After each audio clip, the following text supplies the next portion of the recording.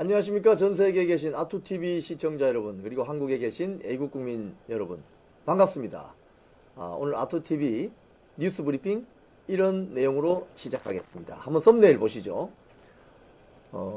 지금 일부 언론에서 윤석열 대통령이 내일 최후 변론, 최후 진술이 있습니다. 헌법재판소에서 임기를 단축하고, 본인의 임기를 단축하고 조건부 하야한다, 뭐 이런 지금 보도를 쏟아내고 있는데, 이거 사실 거의 선동에 가깝습니다. 네.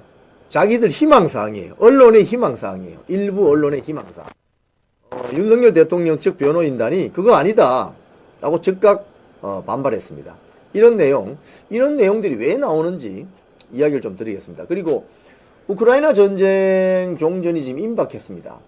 2주 안에 종전 협상이 마무리될 것 같아요. 그런 외신들이 쏟아지는데, 지금 사실 이걸 보면 전쟁은 우크라이나하고 러시아하고 했는데, 쉽게 이야기하면 푸틴하고 젤렌스키가 했는데, 종전 협상에는 지금 푸틴하고 젤렌스키가 아니라 트럼프가 지금 종전 협상을 지금 주도하고 있습니다. 피도 눈물도 없는 냉엄한 국제 현실 관련해서 대한민국의 국익은 과연 뭔가, 그러면 그걸 오늘 뉴스 브리핑을 좀 해드리도록 하겠습니다. 네, 첫 번째 뉴스입니다. 이게 어제 TV조선 보도예요. TV조선. 최후 변론에서 임기 단축 개헌 제안도 검토. 이게 TV조선 뉴스인데요. 내용이 이렇습니다. 보면은 밑에 이제 활자화되어 있는 내용을 보면은, 사실 윤석열 대통령이 작년 12월 7일에 비상계엄 선포하고, 12월 7일이 어떤 날이냐면은 비상계엄 선포하고 나서 국회에서 1차 탄핵 소추안 투표한 날입니다. 그런데 부결됐죠. 부결됐는데 일사부재의 그거 안 하려고 우원식 국회의장이 투표 불성립이라는 꼼수를 뒀죠. 그날입니다. 그날 12월 7일.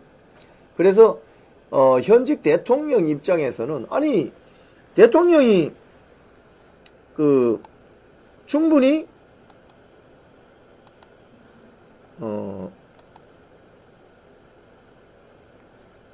계엄령을, 비상계엄을 선포할 수 있고, 또 국회의 해제 요구에 따라서 해제를 했는데 왜 이게 뭐가 문제냐. 근데 국회에서 탄핵 소추를 한다? 이래서 아마도 그때 너무나도 어이가 없어서 윤석열 대통령이 이렇게 이야기했을 수는 있죠. 본인 임기를 포함해서 앞으로 전국 안정 방안은 우리 당에 일임하겠습니다, 뭐 이렇게 이야기했을 수도 있죠. 그런데 이 TV조선의 보도 내용을 보면은, 그 밑에 보면은 대통령 측 변호인 A씨라고 나옵니다. 대통령 측 변호인 A씨. A씨가 누군지는 몰라요. 뭐 기자가 지어냈을 수도 있어요. 대통령 측 A씨. 파면을 통한 불명예 퇴진보다는 일단 탄핵 심판에서 기각 결정을 받고 직무에 복귀하는 것이 급선무다 라면서 최후 진술에서 임기 단축 개헌을 제안하는 방법도 있다. 이건 제 생각에는 이 멘트만 보면 이건 윤석열 대통령의 의중이 아니라 그 변호인 A씨, 변호인 A씨가 누군지는 모릅니다. 변호인 A씨의 내피셜이 아닌가, 그런 생각이 들어요. 어제 이 TV조선 보도가 어제 저녁 7시쯤 나왔습니다. 이게 어떤 의도를 가지고 낼까. 지금 왜냐하니까 지금 윤석열 대통령이 만약에 본인의 그 임기를 단축한다는 전제 조건 하에서 헌재 재판관들의 탄핵 심리 기각, 심판 기각을 받아낸다는 어떤 그런 이야기인데, 그런데 만약에 그렇다면 윤석열 대통령이 보석 신청을 하지 왜 구속 취소 청구를 내겠습니까? 윤석열 대통령 입장은 굉장히 강경한 거예요. 보석 신청을 낸다는 것은 수사당국이 소위 말해서 혐의를 적용하는 그 혐의를 인정하니 대신 불구속 상태에서 재판을 받게 해달라는 취지로 보석 청구를 많이 하잖아요. 그런데 윤석열 대통령은 그런 게 아니라 구속 취소 청구를 냈단 말이죠. 그 혐의를 전면 부정한다는 거죠. 그렇기 때문에 아마도 이건 TV조선의 조금 성급한 보도 아닌가. 그런데 중앙일보 오늘 보도도 났어요. 또 새벽 5시에 한번 이거 보실까요? 내일 무제한 최후 진술. 여권에서는 임기 단축 개헌 꺼낼 수도 있다. 원래 이 언론 기사가 이런 식으로 이제 뻥튀기 되는 겁니다. TV조선은 뭐라고 했냐면 어제 저녁 7시에 윤석열 대통령 측 변호인 A씨가 그런 생각이 있지 않겠나. 정확한 워딩 한번 볼까요? 제가 읽어드릴게요. 최후 진술에서 임기 단축 개헌을 제한하는 방법도 있다라는 것은 변호인 A씨의 이야기죠. 윤석열 대통령 이야기 아니죠. 근데 중앙일보는 한술 더 뜹니다. 여권에서 임기 단축 개헌을 꺼낼 수도 있다. 뭐 이렇게 이야기하죠. 근데 이 기사도 보면은 TV조선 기사와 큰 그 차이는 없습니다. 여기 보면은 이런 전망이 나오는 근거는 윤 대통령이 12월 7일 날 했던 임기에 연연하지 않는다. 임기에 연연하지 않는다. 고 말한 윤 대통령의 발언이다. 이거예요. 그러니까 요거 그러니까 12월 7일 날 윤 대통령이 임기에 연연하지 않겠다는 그 말 한마디를 가지고 지금 윤석열 대통령이 내일 최후 진술을 하는데 분명히 본인의 임기를 단축시키면서 개헌을 약속을 하고 재판관들의 탄핵 심판 기각을 받아낼 것이다. 이런 작전을 쓸 것이다. 이렇게 추정을 하는 건데 여기에 대해서 지금 윤곽근 윤석열 대통령 변호인단 측 변호인이 이 조선일보 보도입니다. 임기 단축 개헌 제안 검토 보고에 대통령 뜻과 달라. 이 입장을 밝혔어요. 이 입장을 보면 윤석열 대통령 변호인단은 최후 진술을 할 때 임기 단축 개헌을 제안한다는 언론 보도 내용은 대통령 뜻과 다르다. 이렇게 밝혔어요. 이날 윤곽근 변호사는 문자를 통해서 이 지금 윤석열 대통령 측 변호인단이 내외신 기자단이라는 이 단톡방을 만들어서 운영합니다. 저도 거기 초대되어 있는데 뭐 계속 입장문 같은 거 올라오거든요. PDF 파일 같은 걸로. 그럼 입장문을 이제 소위 말해서 일종의 사이버 기자실이죠. 사이버 기자실. 거기에 많이 다 들어와 있습니다. 뭐 조중동, KBS, MBC 다 들어와 있습니다. 다 들어와 있는데 거기에 이 입장문을 문자를 통해서 올렸어요. 뭐라고 올렸느냐? 탄핵을 면하기 위해서 조건부로 무엇을 하겠다는 것은 윤석열 대통령의 방식이 아니라는 점을 알려드린다. 사실은 윤석열 대통령의 스타일이 뭐 요 조건으로 요거 받아주고 뭐 기브 앤 테이크 할게 이런 스타일이 아니죠. 그냥 들이받는 스타일이잖아요. 그래서 뭐 승부사라고 하기도 하고 때로는 뭐 상남자라고 하기도 하는데 윤석열 대통령 스타일상 본인의 임기를 소위 말해서 줄일 테니 파면만은 막아달라 이런 식으로 딜을 할 사람은 아니다 이 소리입니다. 근데 이제 이게 내일 이제 오후 2시네요. 내일 오후 2시부터 제 11차 변론이 열리는데 여기에서 윤석열 대통령이 최후 진술을 합니다. 근데 이 최후 진술은 시간 무제한입니다. 그러니까 뭐 1시간 해도 되고 5시간 해도 됩니다. 그래서 저는 사실은 윤 대통령이 내일 최후 진술은 어떤 내용으로 구성될까를 생각해 보면 이렇게 생각이 돼요. 저는 이렇게 전망이 됩니다. 첫 번째, 윤석열 대통령이 왜 계엄을 선포할 수밖에 없었는가? 1번, 이재명 민주당의 국정 발목 잡기, 국정 마비 작전에 대한 경고 및 국민에게 알리는 행위로서 비상계엄을 선포할 수밖에 없었다. 왜? 전시는 아니지만 대한민국 정부가 움직이지 못할 정도로 발목을 잡았고 거대 야당의 의회 폭주, 입법 폭주로 무려 20여 차례에 잇따르는 탄핵, 그리고 밖에서는 시민단체 등이 대통령 취임하기 전부터 윤석열 대통령 퇴진운동을 벌여왔는데 거기 벌여온 인물 중에 하나가 김민웅이라는 자인데, 김민웅 교수, 이 자가 김민석 민주당 최고위원의 친형이란 말이에요. 촛불행동 대표. 그러니 이런 제야 세력들이 일치단결해서 윤석열 정권을 흔들어대니 이건 국가 비상사태다 이렇게 생각했을 수도 있는 거죠. 뭐 국가 비상사태가 꼭 전쟁이 나야 비상사태입니까? 대한민국 정부가 기능을 못하도록 정북 주사파들이 작전을 펼치면 그게 국가 비상사태 아닙니까? 그 결정은 오롯이 현직 대통령인 윤석열 대통령이 할 수 있다는 거죠. 그래서 고도의 통치행위라는 겁니다. 가령 김대중 전 대통령이 남북한 평화 회담을 이끌어내기 위해서 북한이 돈 보냈잖아요. 대북 송금. 그걸로 처벌받았습니까? 처벌받지 않았습니다. 여러분. 그건 대통령의 고도의 통치행위로 인식을 했기 때문에 처벌받지 않았습니다. 다만 그 돈을 불법 송금하는 과정에 관여한 정무직 공무원들이나 공무원들이 처벌받았죠. 대표적으로 박지원. 응? 김대중 대통령은 대북 송금과 관련해서 처벌받지 않았어요. 왜? 그건 대통령이 고도의 통치행위라고 전부 인정했기 때문에, 인식했기 때문에. 자, 그럼 이번에 윤석열 대통령의 비상계엄 선포도 김대중 전 대통령의 대북 송금 사건과 비교해보면 대통령이 판단할 수 있는 고도의 통치행위라고 인정하게 되면 그건 헌법 위반이 아니죠. 그런데 그래서 민주당, 이재명 민주당이 어떤 작전을 썼습니까? 내란죄를 만들어낸 거죠. 어떻게 만들었나요? 곽종근 특정사령관 불려서 박선원 민주당 의원, 김병주 의원이 유튜브 채널에서 뭐라고 했습니까? 최근에 또 그게 들통이 났지만 박선원 의원이 옆에서 속삭이잖아요. 국회의원 빼라고 지시에 뭐 받았다고 해야지. 이런 다 그러니까 가짜 뉴스가 들통이 났습니다. 홍장은의 메모, 홍장은이 제시한 그 KBS 보도된 1차 메모 그거 보셨어요? 그 상형 문자 같은 거. 그게 무슨 이야기인지 알 수 있겠어요? 이런 식으로 가짜 뉴스를 만들어서 결국 윤석열 대통령이 국회 안에 군대를 투입해서 국회의원들을 빼내, 체포해, 잡아들여 라고 했다는 가짜 뉴스를 만들었기 때문에 지금 대통령이 서울구치소까지 가게 된 겁니다. 즉 내일 윤석열 대통령의 최후 진술은 제가 봤을 때는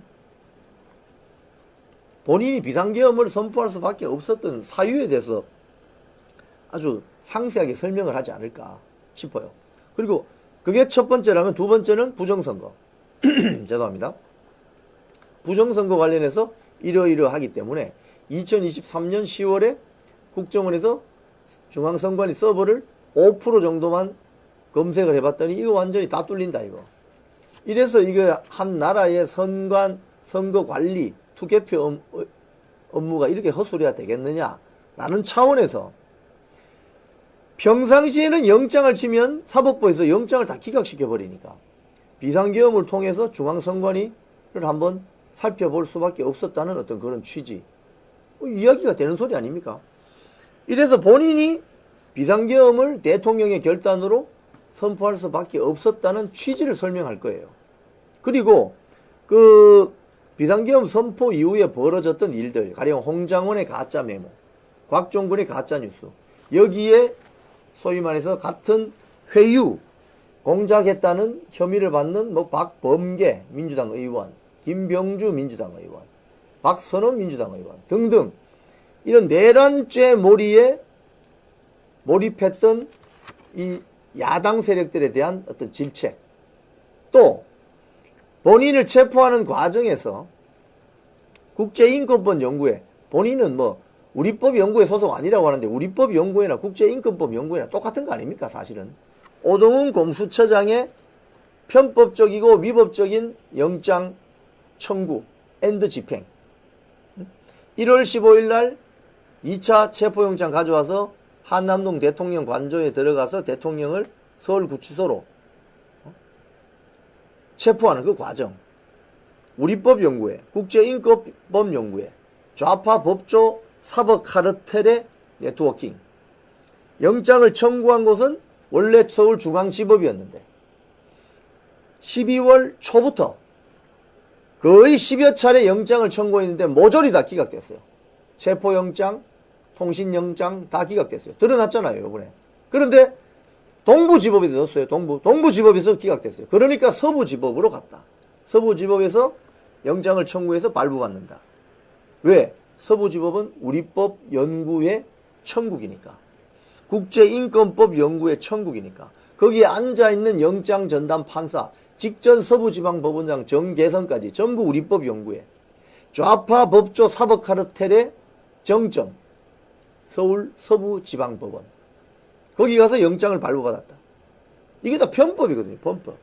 그리고 체포되어서 또 서울구치소에 있으니 재판받으러 헌법재판소에 오니 거기 앉아있는 재판관들이 또 우리법 연구에 문영배, 이미선, 정계선 그리고 지금 임명하려고 하는 마은혁까지 이런 식의 좌파 법조 카르텔의 작동으로 본인이 지금 억울하게 불법 구금이 되어 있다라고 주장할 가능성이 크죠. 근데 저의 임기를 줄일 테니 파면을 기각해 달라고 딜을 친다? 이거는 있을 수 없는 일이죠. 바로 그런 측면에서 어제 TV조선과 오늘 아침 중앙일보 보도는 상당히 의도성을 가진 보도다. 어떤 의도성이냐? 결국 윤석열 대통령이 시퍼렇게 살아 돌아오면 피곤해진다. 왜? 그동안 기성 레거시 미디어들이 근거도 없이 무분별하게 내란 수계 윤석열 대통령이라고 몰아세운 걸 여러분 다 기억하시죠? 그렇기 때문에 지금 윤석열 대통령이 직무 복귀가 되어서 살아 돌아오면 상당히 불안해하는 세력들이 많죠. 언론도 마찬가지입니다. 그렇기 때문에 이런 의도성이 있는 보도를 띄우는 것이 아닌가, 애드벌론을 띄우는 것이 아닌가, 이런 의심이 드는 거죠. 그런 측면에서 이건 선전선동에 가깝다라고 보는 것입니다. 네. 그런데 연합뉴스 보도를 보면요, 이미 비상계엄 전에 임기 단축 개헌 띄우는 야권 이런 기사가 있어. 이거 이제 비상계엄 터지기 한 달 전 기사입니다. 11월 4일이니까. 이 기사 내용을 보시면은 너무 어이가 없습니다. 무슨 소리냐면 여기 보면 비상계엄 한 달 전에 이미 민주당 주류 의원들을 중심으로 임기 단축 개헌 연대 준비 모임이 이미 조직이 됐어요. 예? 그러니까 이제 이런 자들은 윤석열 대통령이 비상계엄을 선포하자 옳거니 잘 됐다. 내란죄로 올가면서 그러면 쫓아내면 되겠다고 생각한 거죠. 여기 보면 민주당 김두관, 조국혁신당 조국이 먼저 내놓는 방식은 2026년 6월에 지방선거에다가 대선을 엎어서 함께 치르는 방식으로 개헌을 추진하자. 즉 윤석열 대통령 임기를 1년 단축하자. 이런 주장을 이미 내놓은 바 있어요. 또 임기를 2년 단축하자. 즉 2025년 5월 그러니까 올해 5월까지 조정하자는 주장도 있었어요. 당시에. 이 모임에 참여하고 있던 광주의 그 민영배 의원 있잖아요. 민영배 의원. 완전히 요번에 공천 받을 때 이재명한테 찰싹 달라붙어가지고 이 민영배 의원은 뭐라고 했느냐. 헌법 부칙을 우선 개정해서 임기 단축할 수 있다. 조기 퇴진을 이뤄낸 이후 보세요. 윤석열 대통령 쫓아내려고 이미 다 생각하고 있었던 거죠. 이거는. 그죠? 그런데 문제는 뭐냐. 탄핵하는 거는 쉽지 않거든요. 자, 조금 더 내려보실래요?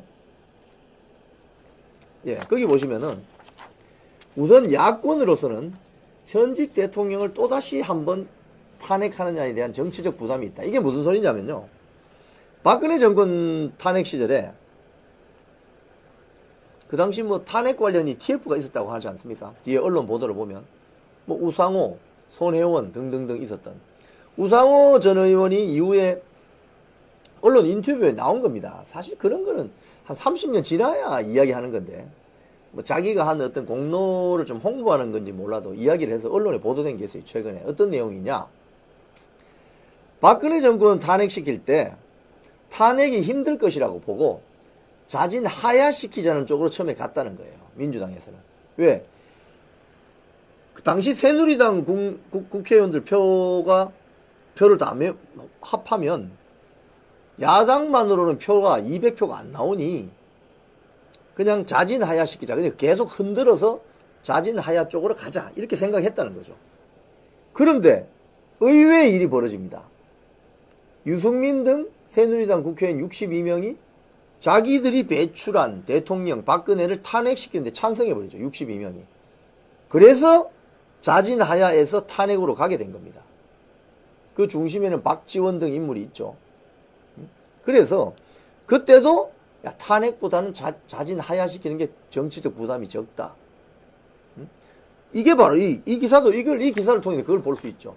비상계엄이 선포되기 한 달 전 기사를 보면 민주당, 조국당, 진보당 등은 자진 하야하는 것이 정치적으로 부담이 없다. 이랬다는 거죠. 여기 보면 실제로 진보당 김재현 대표는 윤석열 정권 퇴진 총궐기 집회에 참석하기로 했고 거기에 박서군 전국 민중행동 대표, 양경수 민노총 위원장 공동 기자회견 열어서 윤석열 정권을 끌어내리고 사회 대개혁을 위한 첫 번째 퇴진 광장을 열자. 이랬다니까요. 이미 12월 3일 저 비상계엄 선포하기 전 한 달 전에 기사입니다. 이게 한 달 전부터 이자들은 윤석열 대통령 몰아내자라고 생각하고 있었던 거예요. 자, 그런데 법적인 문제가 하나 있긴 있습니다. 밑에 보면 헌법 제 128조는 대통령의 임기를 헌법 제 128조는 현직 대통령이 있는데 그 대통령이 임기를 연장하거나 또는 대통령을 한 번 더 할 수 있도록 중임하는 법적 개정은 그 해당 대통령에게는 해당되지 않는다고 되어 있어요. 왜? 독재를 막기 위해서. 그런데 현직 대통령이 임기를 줄이는 거, 축소하는 거 여기에 대해서는 규정이 없습니다. 그렇기 때문에 이걸 어떻게 해석하느냐에 따라서 달라질 수 있습니다. 그래서 지금 윤석열 대통령이 뭐 본인의 임기를 축소하고 그 조건을 전제로 탄핵 심판 과정에서 기각 결정을 받아내겠다는 것은 앞뒤가 안 맞는 소리죠. 결국 이런 기사들을 조금만 검색해 봐도 사실은 일부 언론에 윤석열 대통령 파면 유도 선전선동이다 이렇게 볼 수 있는 거죠. 네. 자, 우크라이나 전쟁 이야기 좀 하겠습니다. 아시아투데이에 이런 기사가 있어요. 트럼프 푸틴 대면 회담 준비 중. 2주 내로 우크라이나 전쟁 종전 협상. 아시아투데이 기사입니다. 2주 안에 러시아와 미국 대표단이 만날 계획이다. 양국 대사관 인력을 복원하고 우크라이나 평화회담 지원을 위한 고위급 팀을 구성한다. 경제협력 관계 강화 방안을 구상한다. 이런 게 있어요. 자, 그리고 연합뉴스 보도를 보면 구체적인 내용이 나오는데 720조 원을 요구한다. 야, 이거 참 우크라이나 이 젤렌스키 대통령 큰일 났습니다. 그 트럼프 대통령이 소위 말해 우크라이나 그 지역이 아주 비옥한 땅이지 않습니까? 우크라이나가 전 세계적인 농업 국가입니다, 여러분. 여기에 결국 뭐냐면 뉴욕타임스가 확보해 전날 보도한 협정문 초안에 따르면 뉴욕타임스가 보도를 했어요.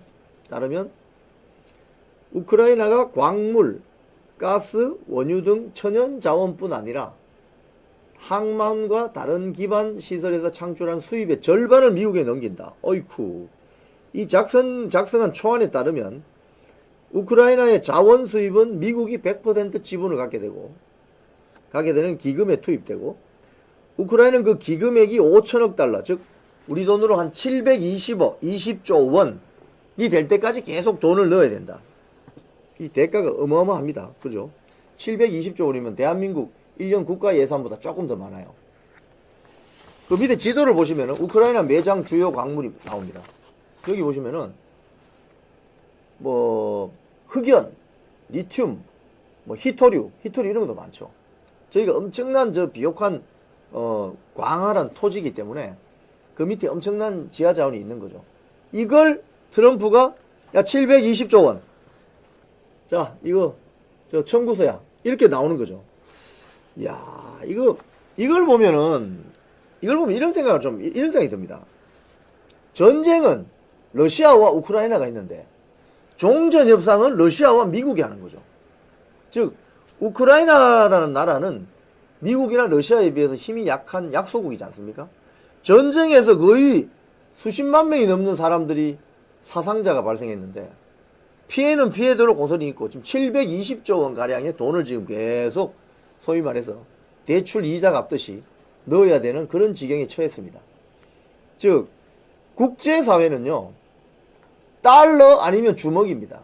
이게 냉엄한 국제 현실이에요. 달러 아니면 주먹. 국제 외교, 국제 정치 사회에서 정의가 있습니까? 정의가 있죠. 뭐냐? 달러 아니면 주먹입니다. 이게 냉엄한 국제 현실이죠. 지금 우크라이나 전쟁을 왜 미국과 러시아가 끝내려고 하죠? 특히 미국이, 트럼프가 왜 끝내려고 하죠? 바로 우크라이나 지역의 전쟁을 끝내고 중국 때리기로 들어가는 겁니다, 지금. 그래서 우크라이나 종전 협상이 끝나고 나면 미국은 바로 트럼프는 시진핑 때리기에 들어간다, 이렇게 보시면 됩니다. 그러면 동북아 안보 지형에 급격한 변수가 발생할 거예요. 그 일을 앞두고 지금 대한민국은 무슨 일을 하고 있느냐? 대통령을 서울구치소에 가둬놓는 일이 벌어진 거죠. 이 어처구니 없는 일이 벌어진 거죠. 자, 그러면 이 우크라이나 전쟁에서 챙길 보따리는 뭐냐, 그러면. 여러분, 전쟁이란 것은 6.25 전쟁 났을 때 한국을 제외한 많은 나라들이 보따리를 챙겼습니다. 특히 일본. 일본이 한국에 들어가는 군수품 공장 기지 역할을 하면서 엄청나게 돈을 벌었죠. 그래서 2차 대전 종전, 태평양 전쟁에서 패전하고 난 일본이 벌떡 일어서게 되는 계기가 바로 6.25 전쟁이었습니다. 우리는 한국 사람들 죽어나가는데 일본은 사실 바다 건너서 돈 벌고 있었어요. 달러 벌고 있었다니까요. 자, 그런데 이렇게 국제사회에서 전쟁이라는 현실은 피도 눈물도 없는 가혹한, 냉엄하기 짝이 없는 현장인 거죠. 국제사회는 이렇게 돌아갑니다, 여러분. 달러 아니면 주먹이에요. 근데 지금 대한민국 어떻게 돌아가고 있습니까? 현직 대통령을 감옥에 가둬놓고 있죠, 지금. 이게 지금 제대로 된 나라냐, 이겁니다. 자, 그런데 한국이 그러면은 당시에 6.25 전쟁 때 보따리 챙긴 거 없느냐? 있죠. 현찰로 챙기지 못했지만 장기 어음 채권으로 챙겼죠. 그게 뭐냐? 한미 상호 방위 조약입니다.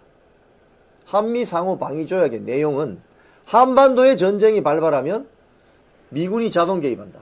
그래서 주한미군 철수하지 말고 서울을 지키는 서부 진선에 주둔해라. 그래서 지금 서부 전선에 미군 부대가 많았지 않습니까? 상당 부분 지금 평택으로 다 이전했지만, 반대로 미국의 전쟁이 나면 한국군이 미국을 지켜주러 간다. 그 내용이 한미 상호 방위 조약입니다. 여러분, 그 가능한 이야기입니까? 1953년 정전협정이 체결되었을 때 대한민국의 1인당 GDP가 얼마인지 아세요? 3,000불이 안 됐을걸요, 아마. 그런 나라가 어떻게 미국을 지켜주냐고요. 미국의 입장에서 보면 대표적인 불평등 조약이 바로 한미 상호 방위 조약입니다. 그런데 우리 대한민국으로서는 엄청나게, 이건 뭐 거의 산타크로스 선물 보따리를 챙긴 거하고 똑같아요. 근데 그걸 누가 만들어냈어요? 이승만 대통령이 만들어낸 겁니다. 그렇기 때문에 그 이후에 대한민국 남성들이, 장정들이 최장 한 36개월 정도 군대를 가고, 저도 개인적으로 30개월 다녀왔습니다. 우리 아들 세대는 1년 6개월. 대한민국 남성 장정들이 한 3년 정도 군 복무를 하고 나면 사회생활을 다시 해서 경제 활동을 할 수 있는 그 안정적인 사회를 구축하게 된 것입니다. 근데 이번에 우크라이나 전쟁에서 포로로 남은 북한 청년 2명 보세요. 한 명은 21살, 한 명은 26살인데 군대 온 지 10년 됐다잖아요. 10년 동안 자기 어머니, 아버지 얼굴을 본 적이 한 번도 없다는 거네. 북한은 아예 전시체제로 거의 뭐 경찰국가이기 때문에 저렇다는 거예요. 그래서 한미동맹, 한미상호 방위조약이 얼마나 중요한 걸 우리가 깨달아야 되는데, 여전히 대한민국 내의 종북 주사파들은 뭐라고 합니까? 국가보안법 폐지, 주한미군 철수. 그러니까 주한미군 철수하면 본인들이 가면 군대 가서 한 10년씩 있어 볼 거예요. 전혀 그럴 생각 없죠, 결국은. 그래서 그들이 바로 반국가 세력이라는 겁니다. 대한민국 국력을 약화시키는. 그래서 지금 대한민국이 우크라이나 전쟁에서 그럼 챙길 보따리는 뭐냐? 명분과 실리가 있겠죠. 명분은 뭐냐? 바로 우크라이나는 침공당했습니다. 러시아로부터 침공당했습니다. 우크라이나를 돕는 재건사업 이런 걸 할 수 있죠. 명분 좋지 않습니까? 그리고 지금 북한군 포로 있죠. 북한군 포로. 북한군 포로 청년 21살, 26살 그 청년들은 대한민국 헌법상 대한민국 국민입니다. 그래서 탈북자들이 대한민국에 들어오면 우리 탈북민 정착 사업을 해서 도와주죠. 대표적으로 국회의원도 합니다. 국민의힘 박충건 의원, 국민의힘 태영호 의원. 대한민국에 탈북자들이 들어오면 자기가 열심히 하면 대학교 가서 박사학위도 딸 수 있고, 열심히 하면 돈도 모을 수 있고, 열심히 하면 집도 살 수 있고, 대한민국 국회의원도 할 수 있습니다. 그래서 지금 저 우크라이나 전쟁에서 포로가 되어서 우크라이나 군 쪽에 지금 수감이 되어 있는 저 청년 2명을 데리고 와야 된다. 이게 바로 명분과 실리를 되찾을 수 있는 우리가 길이다. 특히 우크라이나 전쟁으로 폐허가 된 우크라이나 또는 러시아 재건 사업을 하게 되면 대한민국에 가령 예를 들자면 삼성건설, GS건설, 현대건설, SK건설 우리 건설사들이 막 들어가서 우크라이나 재건 사업을 하면은 달러도 벌 수 있잖아요. 이게 냉엄한 국제사회의 원리라니까요. 우크라이나 전쟁 종전이 2주 앞으로 다가왔는데 대한민국 정치권 이 고민하고 있습니까? 트럼프 대통령이 무슨 생각을 하고 있는지 고민하고 있습니까? 그 고민을 하고 만나야 될 수 있는 윤석열 대통령 지금 서울구치소에 있어요. 그런데 대한민국 의전 서열 2위라는 우원식 민주당 출신 국회의장은 어디 가서 뭐 하고 있습니까? 하얼빈으로 날아가서 시진핑 만나고 왔죠. 무슨 이야기 했어요? 몰라요. 무슨 이야기 했는지.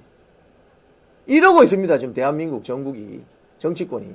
이게 제정신이에요 지금. 자, 연합뉴스 보도 이런 게 있어요. 트럼프의 우크라이나 전쟁 접근법. 한국 등 미국의 아시아 동맹의 불안감. 월스트리트 저널 보던데 딱 한 문장으로 요약하면 뭐냐. 일각에선 서울 패싱 가능성을 언급하기도 한다. 이게 무서운 겁니다 여러분. 서울 패싱. 우크라이나 전쟁 이후에 트럼프가 중국, 러시아, 동아시아 쪽으로 눈길을 돌릴 건데 결국 북한하고 바로 협상해서 대한민국 대통령이 지금 직무정지잖아요. 그러니까 야 대한민국 너 나와. 내가 바로 이야기할 거야. 서울 패싱 가능성이 크다. 이런 지금 우려가 나오고 있습니다. 그래서 윤석열 대통령이 빨리 직무복귀 되어야 된다는 겁니다. 자, 그런데 홍준표 대구시장이 이런 이야기 했어요. 우크라이나 그 청년들 데리고 와야 된다. 여기 보시면은 우크라이나 전쟁, 북한군 포로 한국 송환해야 된다. 본인의 페북에 올린 글인데 이게 지금 오늘 중앙일보 뭐 등등 싹 보도가 됐습니다. 근데 여기 보면은 왜 이 포로들을 데리고 와야 되느냐? 포로들 데리고 와야 되느냐? 홍준표 대구시장인 이거예요. 탈북자다 이 사람들. 포로가 된 북한군 병사는 탈북자다. 가령 태영호 의원이나 박충건 의원하고 똑같다. 지금 탈북자니까 탈북자는 대한민국 헌법상 대한민국 국민이다. 데리고 와야 된다 빨리. 그리고 지금 우크라이나가 종전 협상에서 푸틴과 트럼프 사이에서 배제될 가능성이 크기 때문에 그거 되기 전에 빨리 데리고 와야 된다. 이런 이야기를 하는 거예요. 이 두 청년을 데리고 오면 우리가 한국에서 환영을 해줘야 되겠죠? 그죠? 그럼 대한민국의 종북주사파 세력들은 뭐라고 하겠습니까? 대한민국 종북주사파 세력, 이번에 그 윤석열 대통령 탄핵 정국을 만들었던 소위 말해서 민주당 세력 등등이 야권 세력이 1차 탄핵 소추안에 뭐라고 되어 있어요? 윤석열 대통령이 왜 탄핵되어야 되는가? 북한, 중국, 러시아를 적대시했기 때문에 탄핵되어야 된다. 이렇게 이야기했잖아요. 그럼 이 두 청년을 한국에 데리고 오면 어떻게 됩니까? 지금 민주당이 일절 여기에 대해서 답을 하지 않고 있어요. 다만 김민석 최고위원이 적절한 방법으로 적절한 시기에 입장을 내놓을 거다. 언제? 제가 볼 때 입장 안 내놓을 것 같은데요. 자기들이 윤석열 대통령 탄핵시키는 1차 소추안에 윤석열 대통령이 북한과 중국과 러시아를 적대시했기 때문에 탄핵되어야 된다고 써여 있잖아요.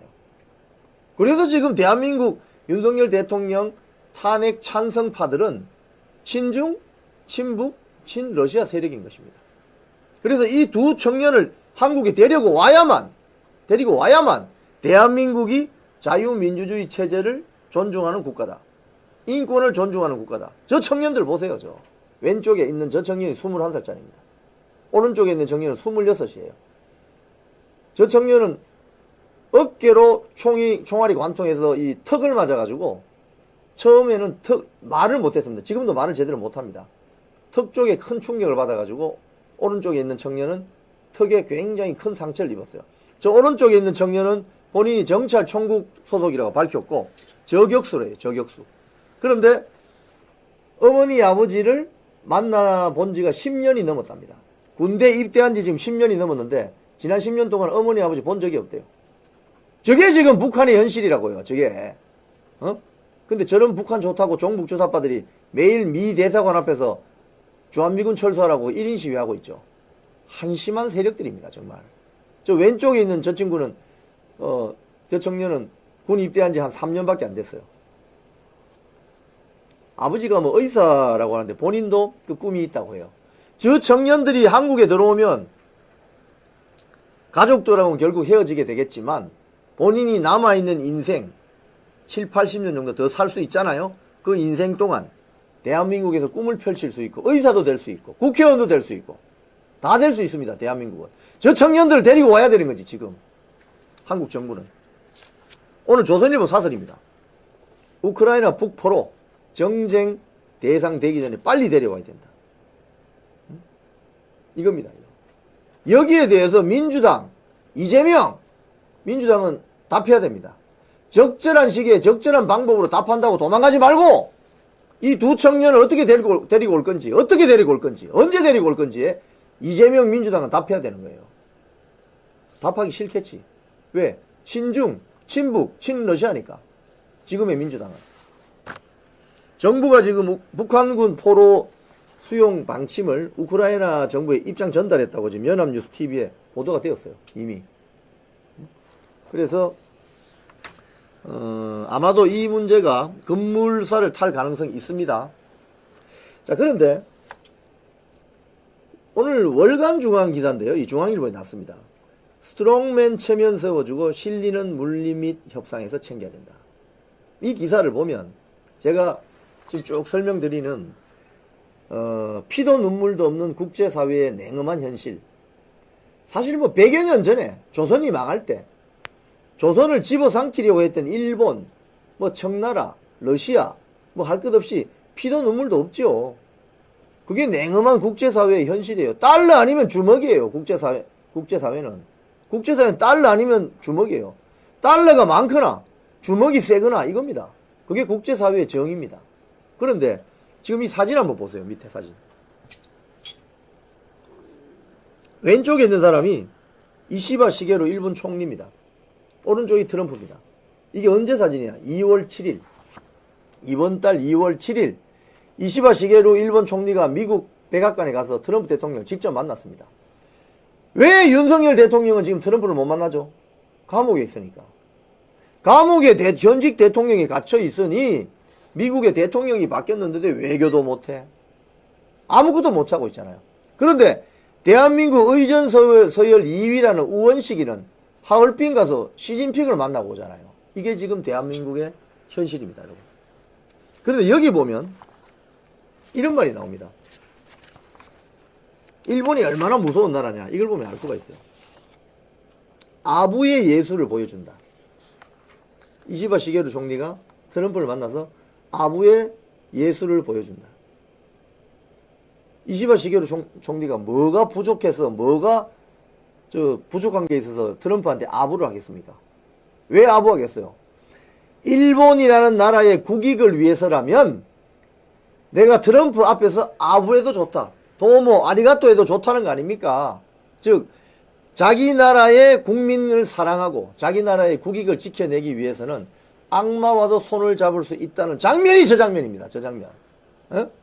대한민국 정치인들 중에 내 이미지가 구겨지더라도 대한민국 국민을 사랑하고 대한민국 국익을 위해서라면 내가 악마하고도 손을 잡을 수 있다는 정치인이 과연 몇 명이나 됩니까 지금 대한민국에. 전부 권력 잡으려는 탐욕 덩어리밖에 없는 이런 대한민국 정치 아닙니까? 우원식이는 시진핑이가 또 쉐쉐하고 돌아오고 말이지. 그러니까 친중 세력인 거죠. 친북 세력이고. 여기에 트럼프 행정부와 어떻게 협상해야 되느냐. 이 이야기가 굉장히 중요합니다. 지금 현재에서는. 6.25 전쟁을 했을 1950년에는 미국도 피를 흘리고 한국도 피를 흘렸어요. 근데 피를 흘리는 입장이 달랐어요. 미국 등 유엔군은 대한민국의 자유민주주의를 지켜주기 위해서 피를 흘린 것이고, 젊은이들이. 우리는 가진 게 없으니, 그때 우리나라가 탱크가 있었습니까? 탱크도 없었어요. 전투기도 없었어요. 그러니까 몸으로 때우는 수밖에 없었죠. 우리의 아버지 세대는 피를 흘릴 수밖에 없었어요. 그래서 나라를 지켜낸 겁니다. 그래서 한국과 미국은 혈맹 관계입니다. 근데 지금은 대한민국이 이제 좀 먹고 살만합니다. K1, K2 전차 전 세계 넘버 3 안에 듭니다. K9 자주포 독보적입니다. 현무 미사일 한 방 날아가면 큰일 납니다. 그리고 한 해 정부 예산이 600조가 넘습니다. 이제 1인당 GDP 35,000불 돌파해서 일본보다 실제적 구매력은 더 많습니다. 이런 나라가 되었어요. 그렇기 때문에 이제는 한미 간의 혈맹 관계, 혈맹 동맹에서 어떻게 가야 되느냐? 이익 공동체로 가야 된다는 거예요. 이익 공동체. 즉 너도 좋고 나도 좋고 누이 좋고 매부 좋고 이 관계로 발전시켜 나가야 된다는 의무가, 시대적인 책무가 있는 거예요. 지금. 그러면 가령 트럼프 대통령이 직전에 바이든이 퇴임하기 전에 한국 정부와 주한미군 주둔 협상비 협상을 했죠. 주둔비 협상 1조 5천억에 협상했죠. 그럼 트럼프가 이럴 수도 있죠. 그거 너무 적어요. 올려주세요. 라고 할 수 있습니다. 자, 그러면 어떻게 해야 되느냐? 이재명식으로 1인당 25만원씩 재난지원금, 민생회복지원금 드릴게요. 4인 가족 기준으로 한 집에 100만원씩 줄게요. 그게 다 합치면 13조 원입니다. 13조 원. 13조 원? 대한민국 1년 예산 660조에 비하면 뭐 크게 부담되지 않습니다. 하지만 13조 원을 민생회복지원금으로 뿌리면 인플레이션이 발생하겠죠. 소고기 사 먹겠지 뭐. 예를 들자면 생활 수준이 아주 힘든 분들에게는 큰 돈일지 몰라도, 그렇기 때문에 선별적으로 굉장히 어려운 분들에게는 그런 돈이 가야 되지만 형편이 나은 분들에게는 그 돈이 굳이 안 가도 된다는 겁니다. 그런데 이재명은 왜 전 국민에게 25만원씩 하느냐? 이 표 사는 거예요. 매표 작업인 것입니다. 그런데 이 13조 원을 과연 우리가 주한미군 주둔 협상비로서 쓸 수 있다면, 가령 뭐 한 3조로 좀 올려줘. 한 5조로 올려줘. 트럼프가 이렇게 들어올 수가 있다는 거예요. 치고 들어올 수가 있다는 거예요. 그러면 그 협상을 책임지고 할 수 있는 대통령이 있어야 되는데 대통령이 없잖아요. 지금 서울구치소에 갇혀 있잖아요. 그러니까 지금 비극이라는 겁니다. 이시바 시게루 트럼프 악수하는 장면 사진 한 번 더 보여주십시오. 저 이시바 시게루 일본 총리가 저 웃고 있는 저 모습 보세요. 저 좋아서 웃는 모습 아니죠, 여러분? 사진 한번 클로즈업 해보실래요? 트럼프의 저 강력한 얼굴 보십시오. 이시바 시게루 돈 좀 더 써야 될 것 같은데 이런 표정 아니에요? 이시바 시게루, 트럼프 형, 내가 돈 좀 더 낼 테니까 일본은 잘 보호해줘야 돼. 특히 일본이 핵이 없으니까, 러시아 중국이 핵 가지고 있으니까 핵 우산을 우리한테 확실하게 보장해줘. 그런 표정 아니냐고요. 그런데 지금 대한민국은 어떻게 하고 있냐고요. 지금 대한민국은 대통령은 차디찬 서울구치소 감방이 잡혀있고, 국무총리도 탄핵되고, 경찰청장 탄핵되고, 법무부 장관 탄핵되고, 국방부 장관 탄핵되고, 이게 나라냐고 지금 이게. 그러면서 이재명이 하는 말이 뭡니까 지금? 중도 보수론. 여러분들 다 이거 거짓말인 줄 아시죠? 중도 보수론 밀어붙이는 이재명. 여당 극우 프레임 가둔다. 이게 중앙일보 보도입니다.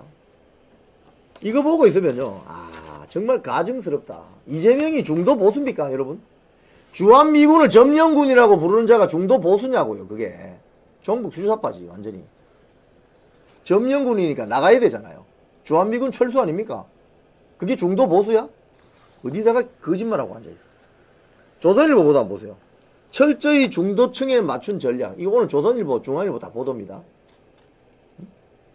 이재명의 수도권 선점 작전. 중도 좋아하시고 있네. 남의 돈 뺏어가지고 남한테 나눠주는 거잖아. 그게 뭐가 중도예요? 그 베네수엘라행 완전 특급 열차 타는 거지. 뭐 상속세 뭐 등등. 남의 돈 열심히 일해서 돈 번 사람들 돈 뺏어서 나눠주는 거 그게 뭐 중도라고?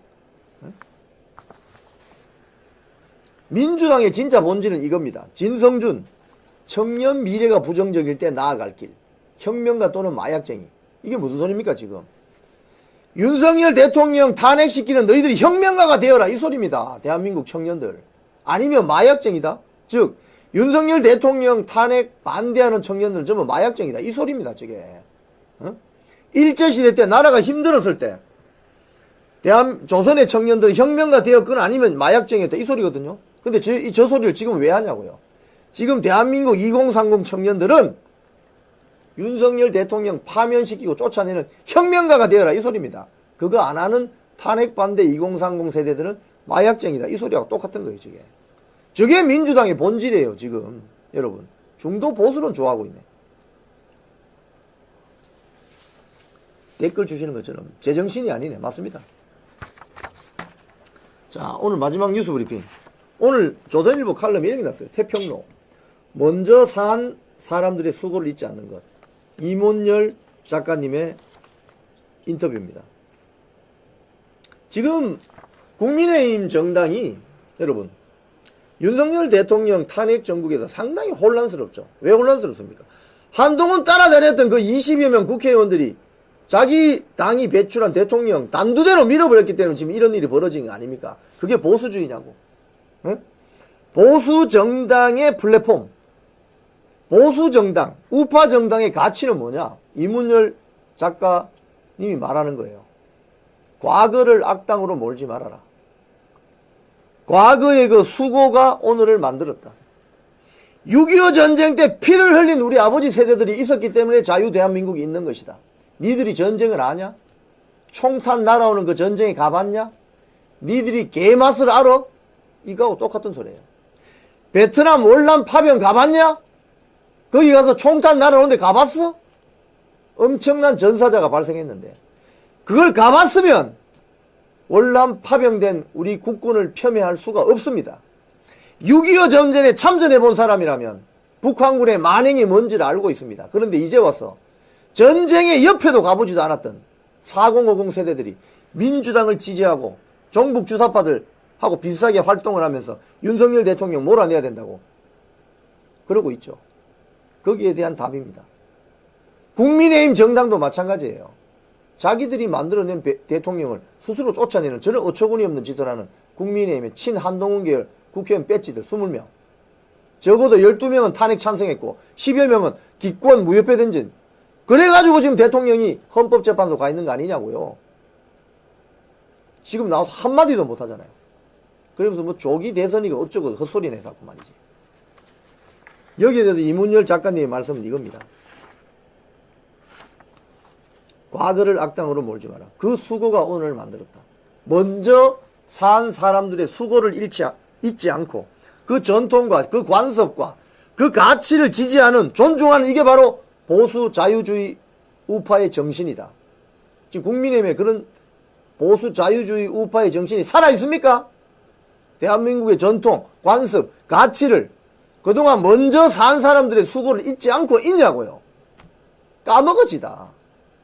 그러니까 정체성이 없이 지난 주말에 민주당이 헌재 앞에서 윤석열 대통령 파면해라고 집회하고 있는데 박찬대 원내대표, 전현희 최고위원 다 총출동했어요. 옆에 앉아있는 자들이 누군지 아십니까?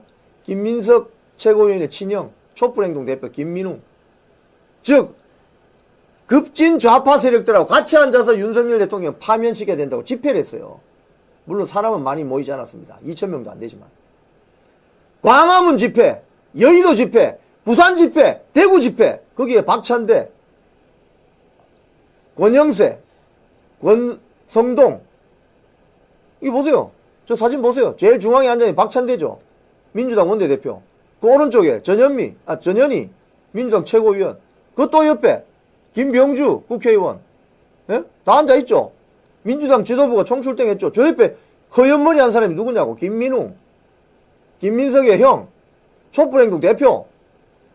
민주당은 아스팔트 광장에서 저는 좌파 세력과 화학적으로 결합해서 윤석열 대통령 잘라내야 된다고 저 난리를 치는데 광화문 집회, 권영세, 권성동 한 번이라도 나와본 적 있어요? 여의도 집회 나와본 적 있냐고. 부산 집회, 대구 집회, 대전 집회, 광주 집회 국힘당 지도부가 출동한 적 있어요? 없잖아요. 이게 바로 이문열 선생님이 말하는 먼저 산 사람들의 수고를 까먹어버린 정치 세력의 민낯인 겁니다. 먼저 산 사람들의 수고를 잊지 않아야만 전통, 관습, 그동안의 가치를 존중하고 지킬 수 있는 겁니다. 그 정신이 살아있잖아요. 그건 보수 우파 정당이 아닌 거예요. 그야말로 기회주의 세력. 틈만 나면 왔다 갔다 하고 자기 배지만 유지하려고 하는 기회주의 세력으로 전락한다 이 말입니다. 그 영감을 오늘 이문열 선생님이 주셨습니다. 자, 오늘 뉴스 브리핑 정리하겠습니다. 오늘 저는 여러분께 윤석열 대통령 임기 단축 조건부 하야한다는 일부 언론 보도, 이건 언론 선동이다. 언론 선동이 시작됐다. 이런 말씀을 드렸고, 우크라이나 전쟁 종전이 임박했습니다. 피도 눈물도 없는 냉엄한 국제 현실을 우리가 직시해야 된다. 현직 대통령을 서울구치소에 가둬두고 무슨 국제 전쟁을 우리가 국제 외교 전쟁을 치를 수 있겠습니까? 시급히 윤석열 대통령이 직무 복귀되어서 대한민국이 좀 정상화되는 그런 계기가 마련되었으면 한다는 것이 지금 오늘 외신 뉴스를 보면서 드는 생각입니다. 자, 지금까지 이영풍의 뉴스 브리핑 시청해 주신 모든 분께 감사드리겠습니다. 광고 멘트 좀 하겠습니다. 알부민 광고 먼저 드리겠습니다. 새롭게 리뉴얼된 알부민 2090 1522-2429로 전화하시면 아투TV 시청자분들께는 2박스 사시면 1박스를 공짜로 드립니다. 2+1. 알부민은 간에서 만들어진 혈관 단백질 성분이래요. 그래서 이렇게 추울 때 면역력 증진이 아주 좋다고 합니다. 1522-2429로 전화하시면 2박스 사시면 1박스 무료로 드립니다. 꼭 전화 한번 해보시기 바랍니다.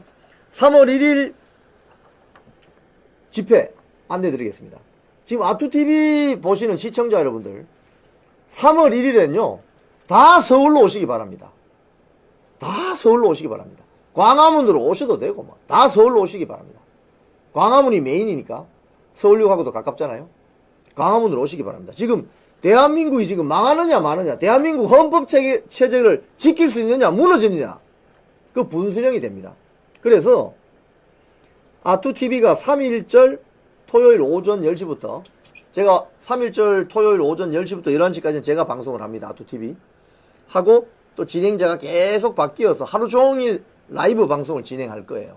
그래서 오후 2시에 집회가 시작되면 또 집회 현장은 또 현장대로 보여드리는 그런 생방송 릴레이가 예정되어 있습니다. 특별히 몸이 불편하시거나 개인적인 급한 사정이 없으신 분들은 서울로 다 오셔야 됩니다. 이번 3.1절은 오셔서 자리를 채워주십시오. 머리수를 채워서 이렇게 많은 사람들이 대한민국 헌법을 지키려고 한다. 윤석열 대통령의 직무복귀를 강력히 희망한다. 헌법재판소 재판관들은 허튼 짓 하지 마라. 우리법 연구에 국제인권법 연구에 필요 없다. 대한민국 헌법에 따라서 윤석열 대통령 직무복귀를 위한 탄핵심판 기각을 내려라. 그 소리를 내주셔야 됩니다.